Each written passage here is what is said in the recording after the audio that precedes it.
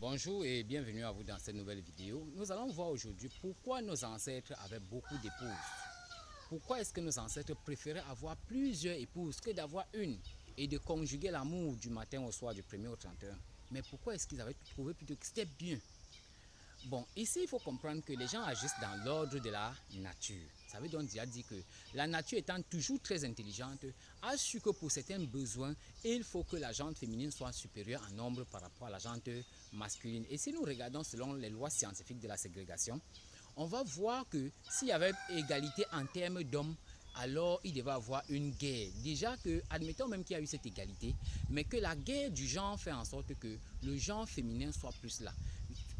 Sur le plan physique, s'il y avait égalité d'hommes, 50-50% d'hommes et de femmes, les hommes vont se faire la guerre. Ils vont se faire la guerre jusqu'à ce qu'il reste un petit nombre qui va avoir beaucoup de femmes. Maintenant, sur le plan des énergies, cette guerre-là existe et a toujours existé. C'est que les gemmes d'esprit féminin sont plus forts que les gemmes d'esprit masculin. C'est malheureux de voir certains hommes dire qu'ils sont très intelligents par rapport aux femmes. C'est vraiment malheureux parce que même scientifiquement, la science dit que la femme utilise ses deux hémisphères cérébraux alors que l'homme utilise beaucoup plus un. Comment est-ce que les gens estiment être plus intelligents que les femmes? Moi, je ne comprends pas. Vous ne pouvez pas être si intelligent. Le problème des femmes, c'est qu'elles n'ont pas la capacité d'agir sur la matière. Une capacité qui revient beaucoup plus à l'homme, c'est-à-dire qu'il y a une certaine rudesse d'esprit, vous voyez, tandis que la femme, elle est beaucoup plus, elle a une certaine souplesse, une certaine, comment appeler ça, une certaine finesse qui ne lui donne pas cette capacité d'avoir assez d'emprise pour... c'est pour ça que quand vous regardez ce dessin dans le livre de Khalil Gibran, où il montre la femme qui soulève une main, la main gauche vers les hauteurs lumineuses et la main droite touche son homme qui lui a le matériel pour transformer la matière. C'est pour montrer donc, d'une part, dans l'unité de l'homme, c'est-à-dire que Eva et Adam, on va montrer que la femme c'est le canal gauche, le canal du désir, des aspirations pour s'élever, tandis que le canal droit c'est le canal du travail, de l'action, de la transformation de la matière.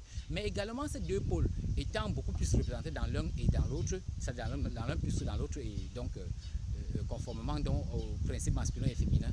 Alors le principe de transformation je veux dire, est plus évident sur le côté droit qui est l'homme et le principe de pensée, de conception est beaucoup plus évident.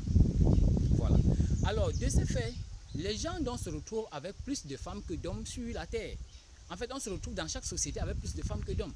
Et donc, les gens qui comprennent savent maintenant que par rapport à chaque aspiration, je dois me faire une épouse. Une épouse. Je vais faire remarquer aux gens que les hommes dans la société moderne sont très pauvres par rapport à nos ancêtres dans la société ancienne. Parce que nos ancêtres, bien que c'était des cultivateurs pour la plupart, des éleveurs, des gens qui vivaient de la chasse aussi, bon nombre avaient établi un certain équilibre autour d'eux. Pas tel qu'ils puissent avoir le bonheur, parce que le bonheur est très précaire sur la terre.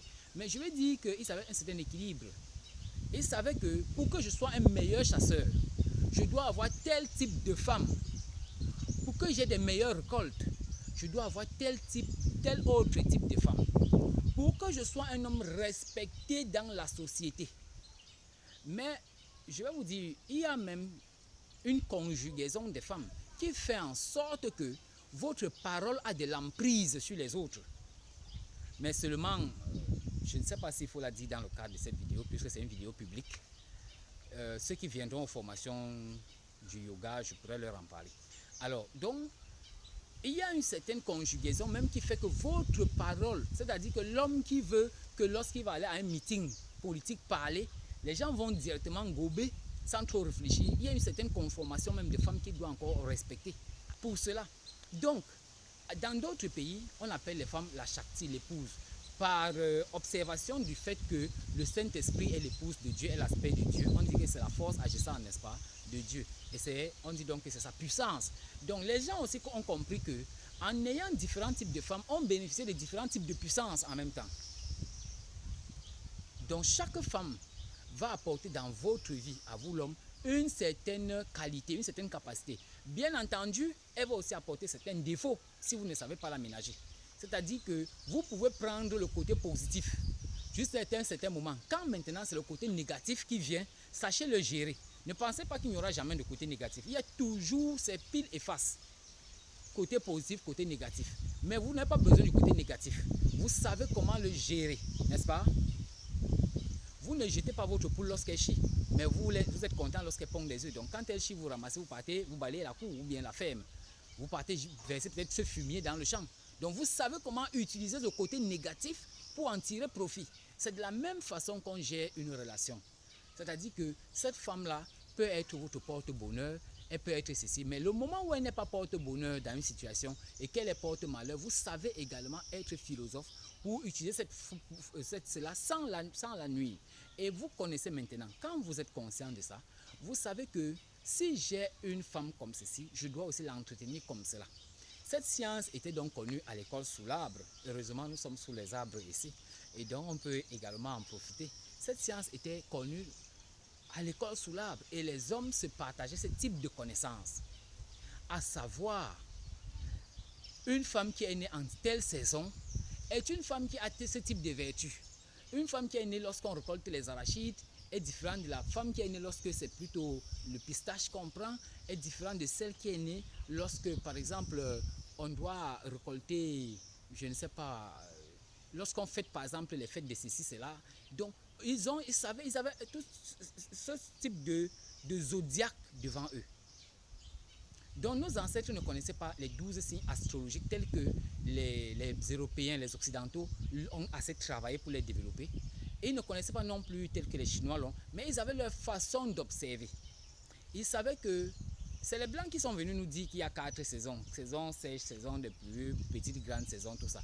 Nos ancêtres ne voyaient pas les choses comme ça. Et déjà, ils utilisaient plutôt la lune pour compter le temps. Alors qu'aujourd'hui, nous avons ce qu'on appelle un calendrier solaire, calendrier grégorien. On compte les mois de 30, 31 jours parce que c'est par rapport au cycle solaire. Tandis que par rapport au cycle lunaire, tout ça devient très évident. Ça devient très évident. Vous savez même qu'il y a des périodes où il y a beaucoup de tensions dans le foyer. Et vous prenez du recul avec votre femme. Et nos ancêtres, vraiment, j'ai magnifié cela parce qu'ils avaient fait en sorte que les femmes aient leur concession, l'homme ait sa part de concession. Donc il y a des moments où il faut garder des distances. Des moments où il faut être ensemble. Tout ça sans que ça ne fasse du bruit.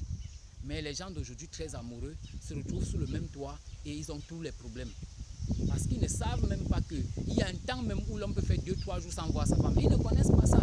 Ils fonctionnent comme le blanc leur a enseigné. Tous les jours, ils sont là face à leur femme et puis les conflits à n'en plus finir. C'est pas ça le rôle de votre vie. Aujourd'hui, certaines personnes passent toute leur vie à accoucher. Certaines femmes passent leur vie à accoucher. Et pour eux, leur vie se réduit à accoucher. Elles ne savent même pas qu'elles ont une vie à vivre.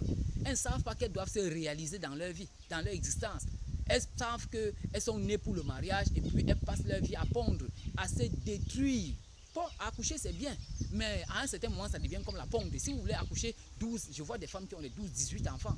Moi j'ai connu une femme, j'ai rencontré une femme, toujours ici au Cameroun, dans la ville, le village qu'on appelle Bomonoba Djedou. C'est-à-dire qu'en allant vers, ceux qui sont au Cameroun peuvent comprendre, en allant vers Dibombari, on traverse, on quitte de Douala, on arrive à un endroit qu'on appelle Bomonoga, on entre, il y a un village qu'on appelle Bomonoba Djedou, ça veut dire Bomono village. Alors que cette maman a accouché 24 enfants et elle avait 18 enfants vivants. Donc elle a eu à perdre 6 enfants. Mais 24 gestes, c'est pour aller où? C'est pour faire quoi? À un moment donné, ce n'est plus une affaire d'aller multiplier vous, ça devient une façon de détruire vous. Donc, elle oublie qu'elle doit se réaliser, elle consacre tout. Il faut du temps, des années pour élever un enfant. Et imaginez une femme qui se retrouve à 18 enfants à élever. Donc, elle a oublié qu'elle doit vivre. Elle ne vit que pour élever les enfants. Et ça, c'est une grave erreur. Donc, beaucoup de gens n'ont pas compris que, en réalité, nos ancêtres se faisaient plusieurs épouses parce qu'ils avaient des défis à relever. Ils savaient que la guerre peut arriver. Et en temps de guerre, je ne peux dormir qu'avec telle femme. Parce que si je m'amuse, si je fais l'erreur de dormir avec telle autre, c'est sur mon toit que la bombe là va atterrir. C'est sur mon toit que les flèches de l'ennemi vont atterrir. Il le savait. Et en ce moment, il privilégie celle-là. Même s'il faut tout lui donner pour qu'elle soit tranquille. C'est la guerre, bien entendu. N'allez pas me demander si c'est bien d'abandonner les autres pour une. C'est la guerre. Il ne le fait pas ça de bon vouloir. C'est parce que les humains ne sont pas faciles. Alors, il fait ça pour préserver sa lignée. Pour préserver d'ailleurs sa vie. Et la vie des autres. Puisqu'il faut être fort pour protéger les autres. Donc, les gens n'ont pas compris que les humains sont comme des boules d'énergie. Mais des boules qui ne véhiculent pas la même énergie. Alors, ces boules d'énergie véhiculent différents types d'énergie. Déjà, quand nous, il y a beaucoup de types d'énergie. Vous entendez parler de Samana, Udana, Viana, ainsi de suite, Aparana, ainsi de suite. Tout ça pour ce qu'on appelle Kalyana, Shobana. C'est-à-dire, tous ces courants d'énergie-là sont en nous. Et les gens également ont des courants d'énergie plus forts, les uns que les autres en eux. Il faut donc comprendre que les gens ne peuvent pas, les gens ne peuvent pas espérer avoir une femme et tout avoir. À moins que, écoutez bien, à moins que cette femme-là et vous, ensemble, vous soyez développés spirituellement. À moins que vous soyez développés spirituellement. Si vous êtes juste les êtres humains que vous vivez votre vie, ça ne sera pas facile, quoi. Ciao, à la prochaine vidéo.